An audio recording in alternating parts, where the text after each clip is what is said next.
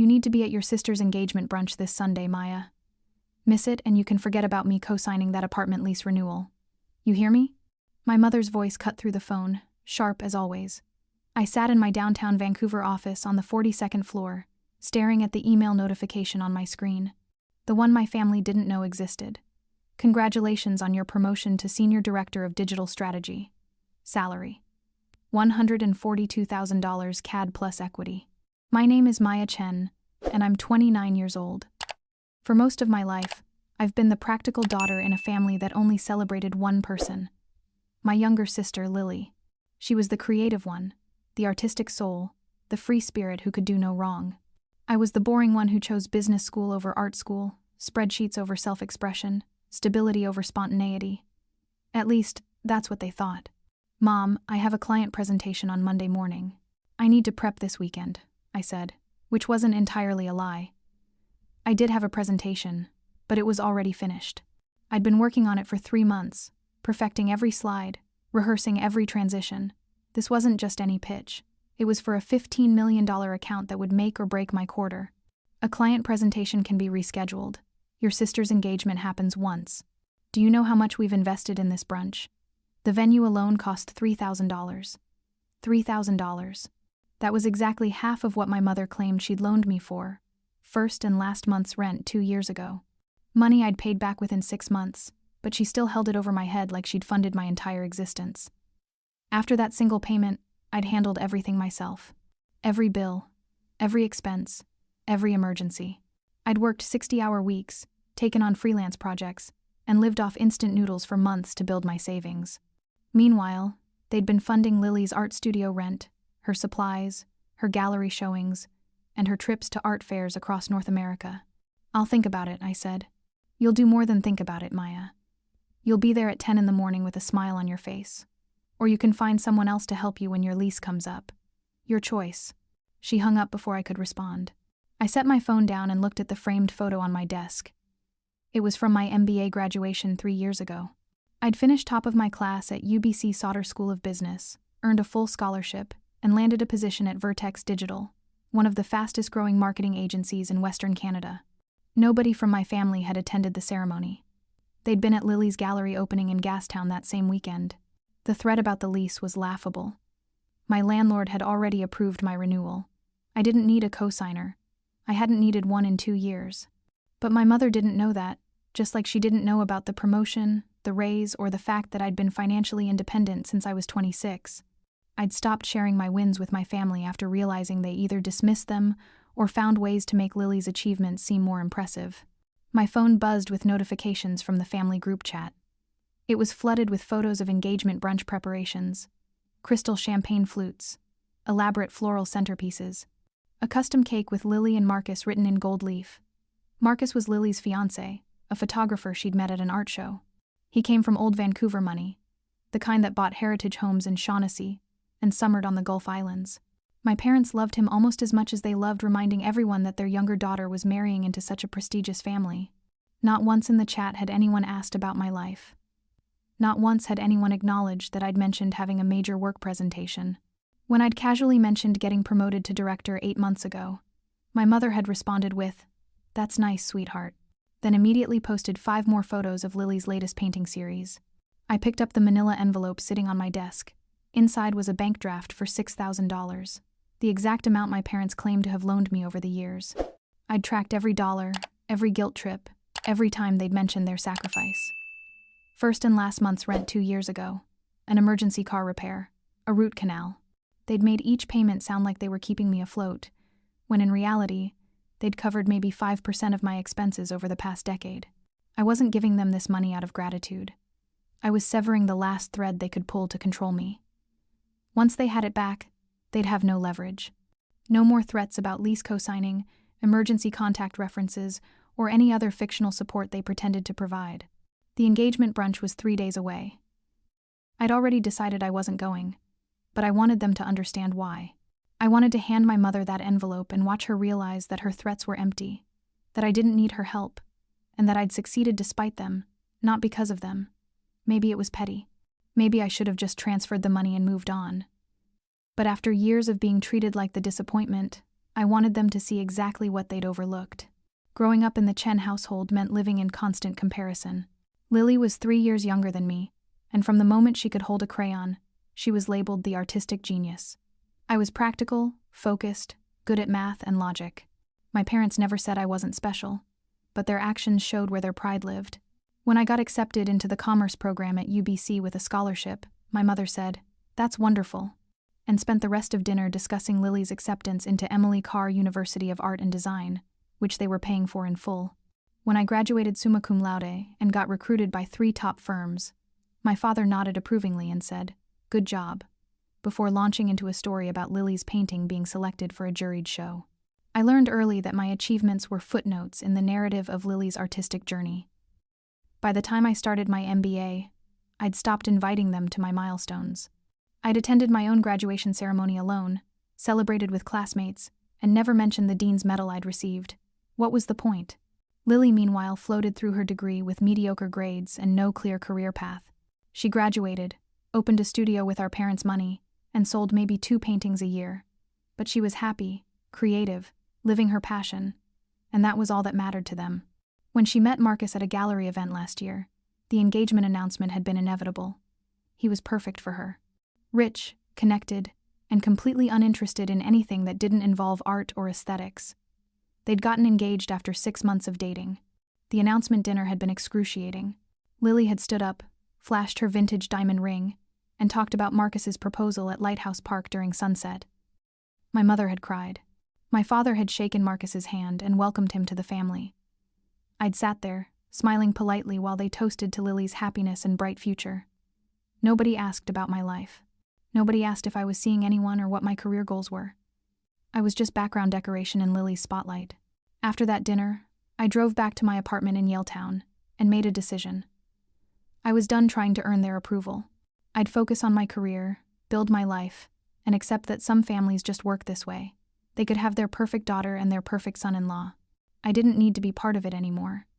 But I also couldn't let go while they still held that imaginary debt over me. That's why I'd saved every dollar to pay them back. Clean break. No obligations. The night before the engagement brunch, my mother called again. I was reviewing the presentation slides when her name flashed on my screen. "Hi, Mom," I said, keeping my voice neutral. "Maya, honey, I wanted to confirm you're coming tomorrow. Your father's been worried you might not show up. Worried as if they cared about my presence for any reason beyond appearances." "I'll be there," I said. "Oh, good. Lily will be so relieved. She's been asking about you." That was a lie. Lily hadn't asked about me in months. But I didn't call it out. "What time does it start?" 10 in the morning sharp. We're having mimosas and a full brunch spread. It's at the tea house in Stanley Park. You'll want to wear something nice. Lily wants everyone to look elegant. Of course she did. I glanced at the emerald green dress hanging in my closet. It was elegant, professional, and I'd paid $300 for it. But I knew my mother would find something to criticize. "I'll look fine, Mom." "Okay, sweetie. See you tomorrow. And Maya, try to be happy for your sister, okay? This is her special day." I hung up without responding. Try to be happy for her, as if I'd spent my entire life doing anything else. That night, I barely slept. I kept rehearsing what I'd say when I handed over the envelope. Part of me wondered if I should just mail the bank draft and skip the confrontation. It would be easier, less dramatic. But another part of me, the part that had spent years being invisible, wanted them to finally see me. Really see me. I wanted them to understand that I didn't need them, that their approval had stopped mattering years ago, and that their threats were meaningless. The tea house was a gorgeous venue overlooking English Bay. I arrived at 10:15, deliberately late, after sitting in my car for 20 minutes gathering courage. The private dining room was filled with white roses, gold accents, and perfectly dressed guests sipping champagne. I spotted my parents near the windows, talking to Marcus's family.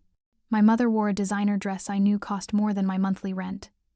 My father looked relaxed, proud, completely absorbed in the moment. I took a deep breath, gripped the envelope in my hand, and walked toward them. My father saw me first. His smile faded instantly. "You're late," he said, loud enough that several people turned to look. "Traffic on the Lions Gate was brutal," I lied. My mother glanced at my dress, her nose wrinkling slightly. "Oh, Maya, that's what you're wearing. It's green. The wedding colors are blush and gold." This isn't the wedding, Mom. It's a brunch. Well, Lily wanted everything coordinated. She sighed dramatically. I suppose it'll have to do. Come on, we're about to take family photos. I didn't move. Instead, I held out the envelope to my mother. What's this? She asked, taking it but not opening it. Open it. She exchanged a look with my father, then tore open the envelope. Her eyes widened as she pulled out the bank draft. What is this? She repeated, but her tone had changed. It's a draft for $6,000, I said calmly. That's the exact amount you've loaned me over the past 3 years. First and last month's rent, the car repair, the dental work. I'm paying you back. My father leaned in to look at the draft, confusion clouding his face. Maya, what are you talking about? I'm talking about the fact that you've been holding those loans over my head for years. Every time I didn't do what you wanted, you threatened to stop helping me. Well, I'm done. Here's your money back. Now you have 0 leverage. My mother's face flushed. Leverage? Maya, we're your parents. We were trying to help you. Help me? I let out a short laugh. You gave me $6,000 over 3 years and acted like you'd funded my entire life. I've paid for everything else myself. Rent, groceries, student loans after my scholarship ended, professional development courses. I did it all on my own while you poured money into Lily's studio, her supplies, her art fair trips. That's not fair, my mother said, her voice rising. We've always supported both of you equally. No, you haven't. You've supported Lily. I was just an afterthought. People were staring now. I could see Lily across the room, frozen mid-conversation, her eyes wide. Marcus's parents were watching with barely concealed shock. This is not the time or place for this conversation, my father said, his voice low and tight. Your sister is about to celebrate her engagement. I know. And I'm not staying. What? I'm not staying for this brunch. I came here to give you that money and to tell you that I'm done. Done pretending I matter to you. Done being invisible. Done letting you make me feel like my achievements don't count. My mother reached out like she was going to grab my arm, but I stepped back. Maya, you're being ridiculous. You can't just leave. Watch me. I turned toward the door. My father called after me, his voice sharp with command. Maya, get back here right now. I kept walking, my heart pounding so hard I could feel it in my throat. Behind me, I heard my mother's voice, high-pitched and frantic, saying something about how embarrassing this was, how I was ruining Lily's special day. But I wasn't ruining anything. For the first time in my life, I was choosing myself.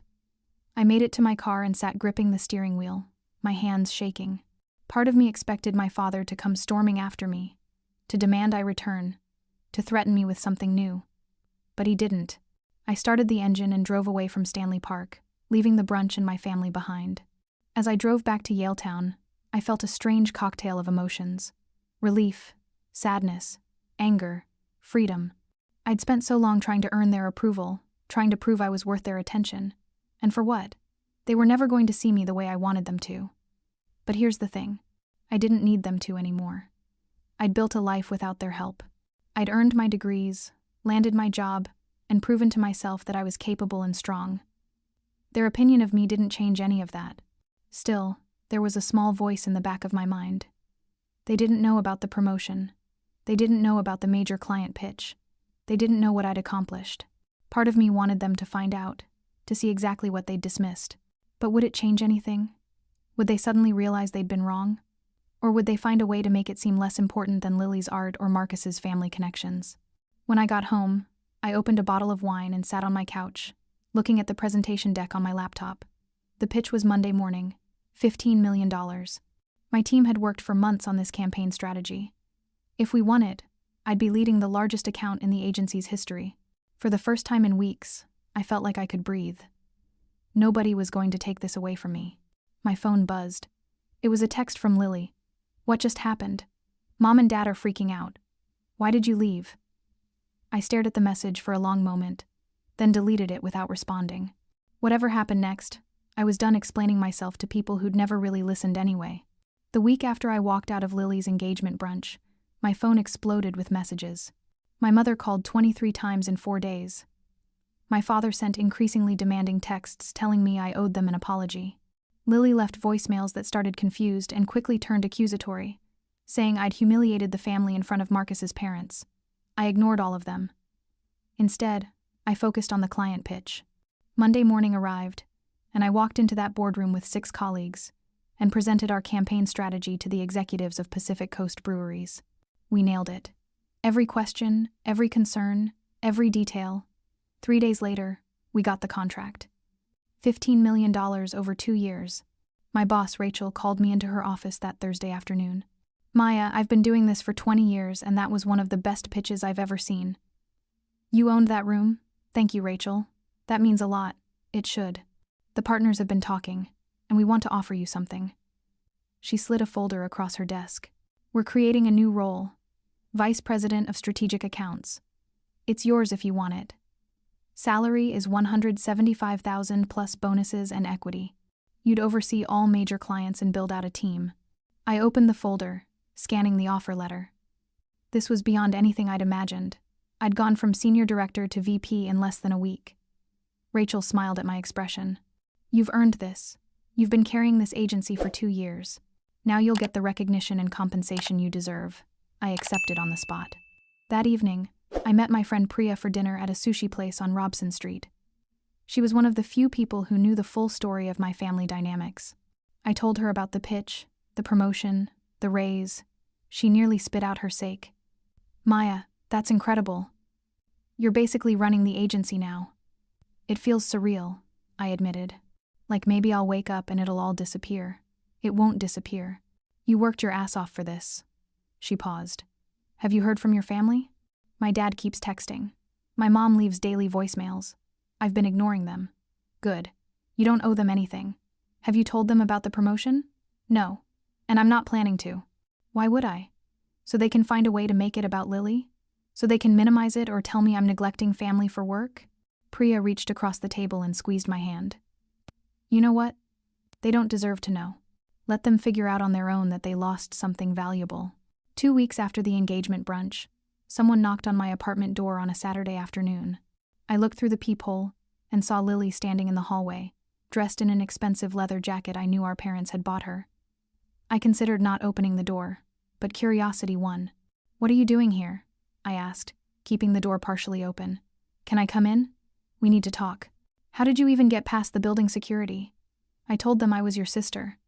They called up, and I said you were expecting me. I wasn't expecting you. I know, but I'm here anyway. Can I please come in? I stepped aside reluctantly. Lily walked into my apartment and looked around, her artist's eye taking in every detail. She'd never been here before. I'd never invited her. Your place is beautiful, she said. The view is incredible. What do you want, Lily? She turned to face me, and I was surprised to see tears in her eyes. I want to know why you did that, why you ruined my engagement brunch. I didn't ruin your brunch. I left before it even started.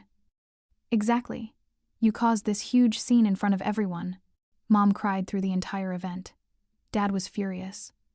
Marcus's parents kept asking questions. Do you have any idea how humiliating that was? I crossed my arms. I'm sorry my boundaries were inconvenient for you. That's not what I mean. She wiped at her eyes, smudging her mascara. I just don't understand. Why would you give them that money and just walk out? Because I'm tired of being invisible. What are you talking about? You're not invisible. You're my sister. I laughed, but there was no humor in it. Really? When's the last time you asked me how I was doing? When's the last time Mom or Dad came to anything that mattered to me? Lily looked genuinely confused. Like what? And there it was.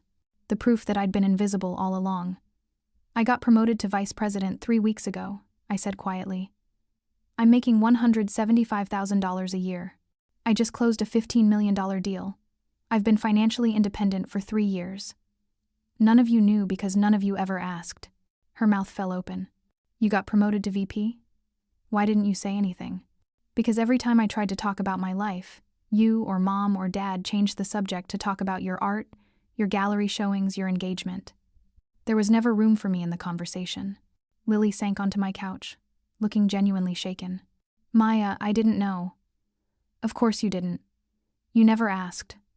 I'm sorry. I really am. Sorry doesn't change anything, Lily. You weren't the only one who benefited from Mom and Dad's favoritism. You just never questioned it. That's not fair. I didn't ask them to treat us differently. No, but you never thought about how it felt to be me. Always standing in your shadow. always being compared to you and coming up short, always watching them pour money and attention into your dreams, while treating mine like they didn't matter. She was quiet for a long moment. What happens now? I don't know. I'm building a life without expectations, without needing validation from people who've never given it freely. If you want to be part of my life, you're going to have to actually be interested in my life, not just show up when it's convenient. Lily nodded slowly. I can try. I want to try. Then start by actually listening. I lead a team of 12 people. I'm working on campaigns for major brands. I'm good at what I do, and I've worked incredibly hard to get here. Her eyes widened. Maya, that's amazing. I had no idea you were doing all that. Nobody did, because nobody asked. She stood up, looking uncertain. I should go. Marcus is waiting in the car. But Maya, I really am proud of you, for what it's worth. I walked her to the door. As she stepped into the hallway, she turned back. Are you going to talk to Mom and Dad? I don't know. Maybe eventually, but not now. I need space. She nodded and left. I closed the door and leaned against it, exhausted. The conversation had been draining, but necessary. Maybe Lily would actually make an effort. Maybe not. Either way, I'd said what I needed to say. My phone buzzed an hour later. A text from my father. Your mother is devastated. You owe her an apology. I stared at the message, anger rising in my chest. Even now, after everything, he was making it about them. Not once had he acknowledged how they'd hurt me. I typed a response and deleted it twice before settling on something simple. I don't owe anyone anything. I paid you back. We're even. His reply came immediately. That money doesn't erase 29 years of raising you. You're being selfish and ungrateful. I turned off my phone and went to bed early. The word selfish stung because part of me worried he was right, but the larger part of me knew better. Taking care of yourself isn't selfish. Setting boundaries isn't ungrateful. And refusing to accept mistreatment isn't a character flaw. My first month as VP at Vertex Digital was intense in the best way possible. I hired 2 new senior strategists, restructured our client management system, and presented our quarterly results to the board. The Pacific Coast Breweries campaign was performing beyond projections, and 3 other major brands had reached out asking to work with us. My boss Rachel pulled me aside after a board meeting. You're killing it, she said. The partners are already talking about making you a partner in the next 2 years if you keep this up. That's incredible. Keep doing what you're doing. You've earned every bit of this success. That Friday evening, a lifestyle reporter from Business in Vancouver magazine called my office. Miss Chen, I'm doing a feature on rising executives in the tech and marketing sector. Your name came up multiple times in our research. Would you be willing to do an interview? The interview happened the following week. We talked about my career trajectory, my approach to client relationships, and my philosophy on building diverse teams. The reporter asked about my background, my education, my path to VP. It was surreal, talking about my achievements out loud to someone who actually wanted to hear them. The article came out 3 weeks later with my photo and a headline. Maya Chen, Vancouver's rising star in digital strategy. My phone exploded with congratulations from colleagues, old classmates, and industry contacts. But nothing from my family. Until my phone rang that evening, it was my mother. I let it go to voicemail. When I listened later, her voice was strained, almost shrill. Maya, I saw the article in Business in Vancouver. Why didn't you tell us you were promoted to vice president? Why didn't you tell us about any of this? Your father and I are very proud of you. Call me back. We need to talk. I deleted the message. 2 days later, a package arrived at my apartment. Inside was a framed copy of the magazine article along with a card from my parents. Maya, we're so proud of everything you've accomplished. We always knew you were capable of great things. We hope you'll give us a chance to celebrate your success with you. We love you. Mom and Dad. I stared at the card for a long time, feeling that familiar, complicated mix of emotions. They were proud now that my success was public, now that they could brag about it to their friends, now that it came with a magazine feature and a fancy title. But where were they when I was working 80-hour weeks to prove myself? Where were they when I graduated top of my MBA class? Where were they during the years I spent building this career brick by brick? They wanted to celebrate my success, but they'd never been part of my struggle. I put the frame in my closet and threw the card away. The following weekend, I met Lily for coffee as promised. She looked different, less polished, more genuine. We sat in the window seats at a cafe in Kitsilano, and talked for 3 hours. About our childhood, our parents, our completely different experiences growing up in the same house. I think I was in denial for a long time, Lily admitted. It was easier to believe Mom and Dad were perfect than to acknowledge how unfair things were. But after everything that's happened, after talking to Marcus and really thinking about it, I can't pretend anymore. It's hard to see your parents as flawed people instead of perfect authority figures. Yeah, and I feel guilty too. Guilty that I benefited from their favoritism. Guilty that I didn't notice how much you were struggling. Guilty that I just accepted everything without questioning it. You were younger, Lily. You can't blame yourself for how they chose to treat us. Maybe not, but I can take responsibility for how I treat you now. She looked at me seriously. I want you to know that I see you, Maya. Really see you. And I'm impressed as hell by what you've accomplished. The VP position, the major clients, all of it. You did it completely on your own, and that's incredible. Thank you. That actually means a lot coming from you. We made plans to have dinner the following month, just the two of us. When we parted ways, I felt cautiously hopeful that maybe we could build something real. Not the performative sister relationship we'd had before, but something honest and mutual. That same week, I received an email from my father. It was formal, almost stiff. Maya, I wanted to let you know that your mother and I have been doing some thinking since the engagement brunch. We realize we haven't always been fair to you. We got caught up in supporting Lily's artistic pursuits and didn't pay enough attention to your achievements. That was wrong, and I'm sorry. I know our relationship has been strained, but I'd like to meet for coffee sometime if you're willing. No pressure, just a conversation. Dad. I read it 3 times, looking for manipulation or hidden agendas. But it seemed genuine. For the first time, my father was acknowledging that things had been unequal without blaming me for being upset about it. I didn't respond immediately. I needed time to decide if I was ready for that conversation. A month passed. My work consumed me in the best way. We signed 2 more major clients, expanded the team, and I started getting invited to speak at industry conferences. My career was thriving in ways I'd never imagined. Then Lily called one evening while I was reviewing campaign proposals. Maya, I need to tell you something. Mom and Dad are having serious financial problems. What do you mean? Dad's investments went bad. Really bad. He put most of their retirement savings into some tech startup that went bankrupt. They're in debt. Like serious debt. They might have to sell the house. I sat back in my chair, processing this. How much debt? Lily hesitated. Over $300,000. Maya, they've been asking Marcus and me for help. Marcus gave them $50,000 already, but it's not enough. They wanted me to ask if you could help too. There it was. The real reason for the sudden apologies and attempts at reconciliation. They needed money. No, I said simply. No? Maya? They're our parents. They're in real trouble. Then they need to talk to a financial advisor and figure it out. I'm not bailing them out, Lily. After everything? Yes, after everything. They're adults. They made bad financial decisions. That's not my problem to solve. But we're family. Family works both ways. They didn't support me when I needed it. I'm not going to sacrifice my financial security because they mismanaged theirs. There was silence on the other end. I understand, Lily finally said. I don't agree, but I understand. I appreciate that you told me. But my answer is no. After we hung up, I sat in the quiet of my apartment. Part of me felt guilty. They were my parents, and they were struggling.